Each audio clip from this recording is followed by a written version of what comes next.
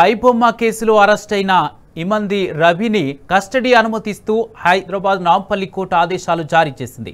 ఐబొమ్మ బప్పం వెబ్సైట్లతో వేల సినిమాలు పైరసీ చేసిన రవిని సైబరాబాద్ క్రైమ్ పోలీసులు కొన్ని రోజుల క్రితం అరెస్ట్ చేశారు. అయితే రవిని 7 రోజుల కస్టడీకి ఇవ్వాలని కోరుతూ పోలీసులు పిటిషన్ దాఖలు చేశారు. విచారణ చేపట్టిన నాంపల్లి కోర్టు 5 రోజుల కస్టడీకి అనుమతిస్తూ ఉత్తర్వులు జారీ చేసింది. కస్టడీ విచారణలో మరికొన్ని కీలక అంశాలు వెలుగు చూసే అవకాశం ఉంది. ఇప్పటికే ఇమంది రవి కేసుపై ఈడీ దృష్టి సారించింది.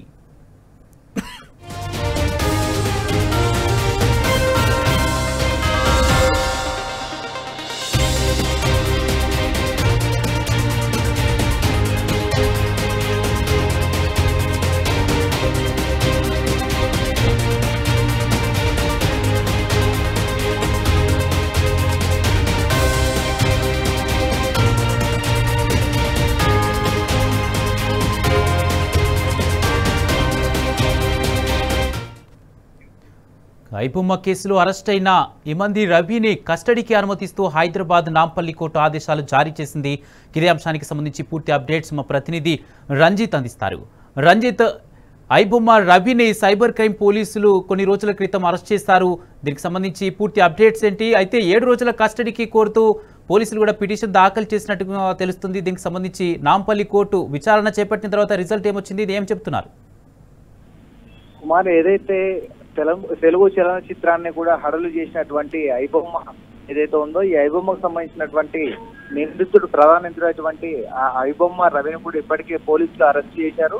అరెస్ట్ చేసిన దాంట్లో ప్రధానంగా చూసుకున్నట్లయితే అతను దాదాపు అంటే కరీబియన్ దీవుల్లో అనుకుంటే ఈ సాఫ్ట్వేర్లు అన్ని కూడా రన్ చేస్తున్నటువంటి వ్యక్తి. దాదాపు అతనికి సంబంధించినటువంటి 66 వెబ్సైట్లను కూడా మొత్తం కూడా సీజ్ చేసినట్టుగా పోలీసులు ఇప్పటికే తెలిపారు. దాంతో పాటుగా అతని దగ్గర దాదాపు 100కు పైగా హార్డ్ డిస్క్లతో పాటుగా అతనికి సంబంధించినటువంటి 3 కోట్ల రూపాయలను కూడా ప్రింట్ చేసినటువంటి పోలీసులు చెంచలు కూడా జైలు కూడా అరెస్ట్ చేసి 14 రోజుల రిమాండ్ పంపించారు. దాంట్లో భాగంగా చూసుకున్నట్లయితే ఐబొమ్మ రవి కస్టడీకి సంబంధించిన పిటిషన్ పై కూడా పోలీస్ స్టేషన్ లో ఏదైతే దానికి సంబంధించిన నాంపల్లి కోర్టులో వచ్చిన విచారణ మొదలైంది. ఆ విచారణలో ఐబొమ్మకు సంబంధించినటువంటి రవి పైన ఏదైతే కేసు వేసిరో ఆ కేసు పైన వచ్చేసి బెయిల్ ఇవ్వాలని కూడా వాళ్ళకి సంబంధించినటువంటి న్యాయవాదులు కూడా మాట్లాడగా దాన్ని తిరస్కరించినటువంటి హైకోర్టు అనేది దానిపైన 14 రోజులు వచ్చేసి కస్టడీ కొరగా దానికి సంబంధించిన వాటిలో పోలీసులు 1 రోజులు కస్టడీకి ఇవ్వడానికి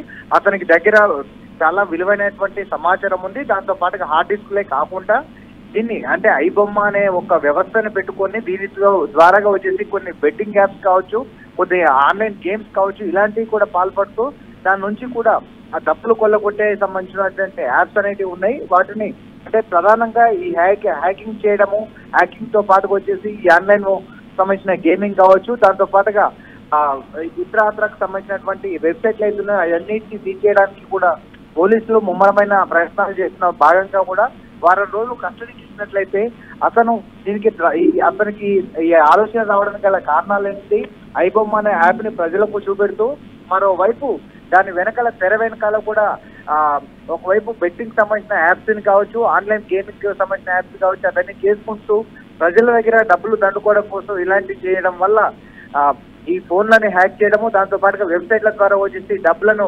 కొల్లగొట్టే విధంగా కూడా ప్రయత్నాలు చేసినటువంటి రవి ఇప్పటికీ దానికి సంబంధించినటువంటి ఎన్ని సైట్లను ఏర్పాటు చేశాడు, దాని ద్వారా వచ్చేసి ఏమేమి యాప్స్ గేమింగ్ యాప్స్ అనేవి ఏమేమి ఉన్నాయనేది కూడా తెలుసుకోవడానికి అతన్ని 1 రోజులు కస్టడీ కోరగా హైకోర్టు దానికి సంబంధించిన పోలీస్ కస్టడీకి 5 రోజులు అనుమతి ఇచ్చేసినట్టుగా నాంపల్లి కోర్టు వెల్లడించింది. Kumar, right, thank you Ranjith.